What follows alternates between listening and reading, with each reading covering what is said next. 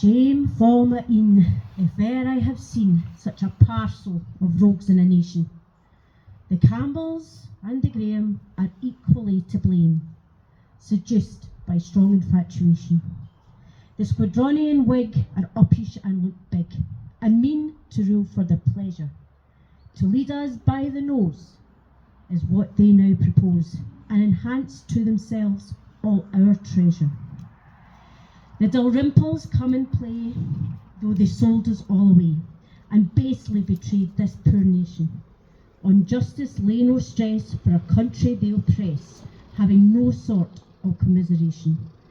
No nation ever had a set of men so bad, that feed on its vitals like vulture.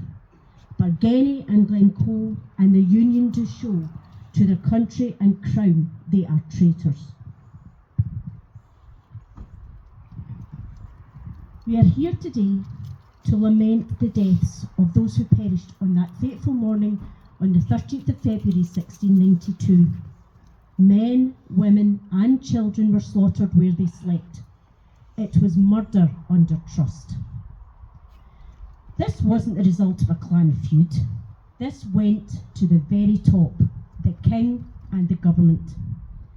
This was mass murder, sanctioned and carried out by the state. On the 12th of February 1692, Major Robert Duncanson put pen the most chilling and barbaric orders. You are hereby ordered to fall upon the rebels, the MacDonalds of the Glencoe, and put all to the sword under 70. This is by the King's special command, for the good and safety of the country, that those miscreants be cut off root and branch. This order in effect orders the death of the population.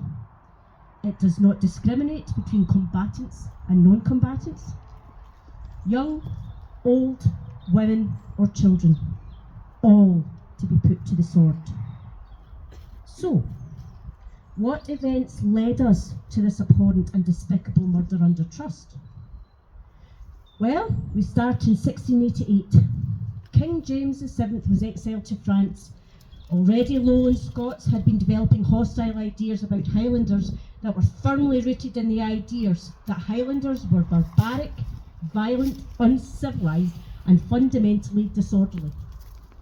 They had a champion for their cause, John Dalrymple, Master of Stair. On the 30th of April 1689, John Graham, Viscount Dundee, our Bonnie Dundee, raised the standard of James VII, proclaiming the start of the first Jacobite rising. Dundee was aiming to restore James as King of Scots 2 days after the Scottish Parliament had formally declared him deposed in favour of William and Mary. He then went on to be victorious at the Battle of Killiecrankie in July, but tragically was himself killed in the battle. According to Kensington Palace, this rising never really posed a serious threat to the new monarchs.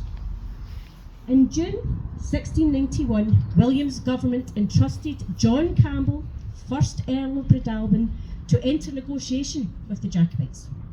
He was armed with a bribe fund of £12,000. Breadalbane managed to persuade a few Jacobite chiefs, but by all means not all, to agree with a 3-month ceasefire. Shortly after this, William caught word that some of the princes of Europe regarded him as incapable of crushing a mere handful of naked savages.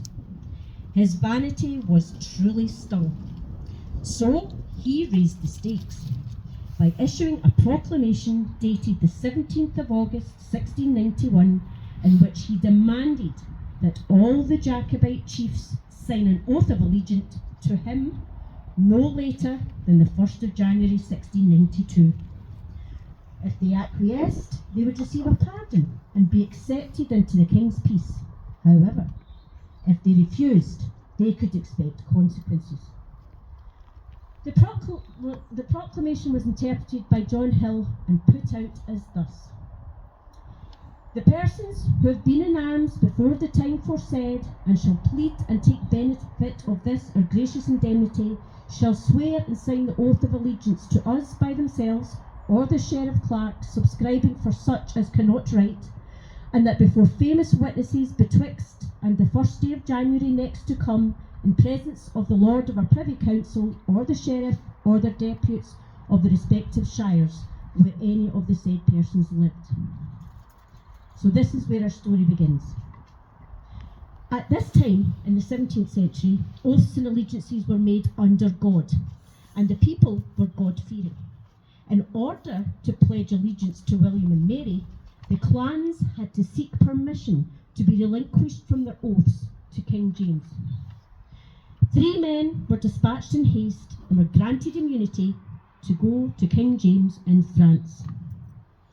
At the beginning of December, John Dalrymple, Master of Stair, became the sole Secretary of State for Scotland.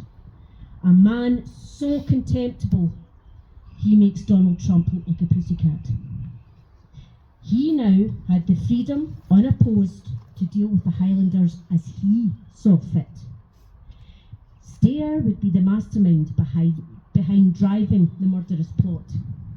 He wrote to his agent, Hamilton, who was based in Fort William. He said, "It may be shortly we have use of your garrison, for the winter time is the only season in which we are sure Highlanders cannot escape us, nor carry their wives, bairns, and cattle to the mountains. The MacDonalds are the only popish clan in the kingdom, and it will be popular to take a severe course with them. Let me hear from you whether you think that this is a proper season to maul them in the cold, long nights." Now, Dalrymple's knowledge of the clans was insufficient. He was a lowlander and unaccustomed to the Highland ways. Therefore, he would have had to have sought an insider's knowledge.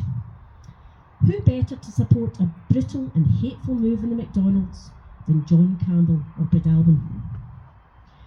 On the 21st of December, only 10 days before the deadline, the word finally came from King James that to keep his subjects and their families safe, they could indeed relinquish their oaths. That did not give MacIan of Glencoe very long to pledge his allegiance. MacIan of Glencoe, or Alistair MacDonald, was the 12th chief of Glencoe. He had distinguished red hair that had turned white with age alongside his beard and moustache. He was 6'7" tall.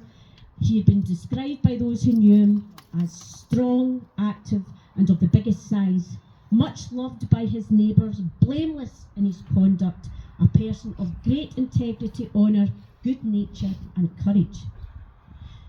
Kensington Palace considered MacIan a thief and a murderer.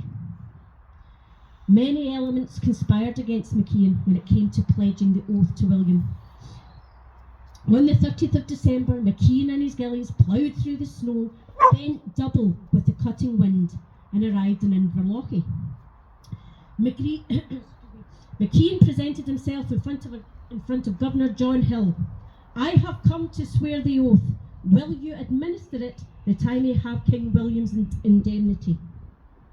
Now, Hill was an old Cromwellian who was ageing and wailing. He developed sympathy for his wards over the years. He was a man committed to the notion of doing the Lord's work in a patient and honest manner. His deputy Hamilton, however, was everything Hill was not, and Dalrymple was happy to use this man and his brutishness as his conduit.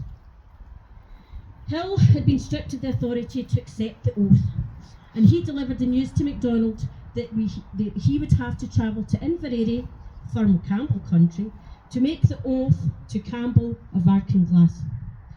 The best Hill could do was write a letter that confirmed that MacIan had turned up in time but had arrived at the wrong place. He said,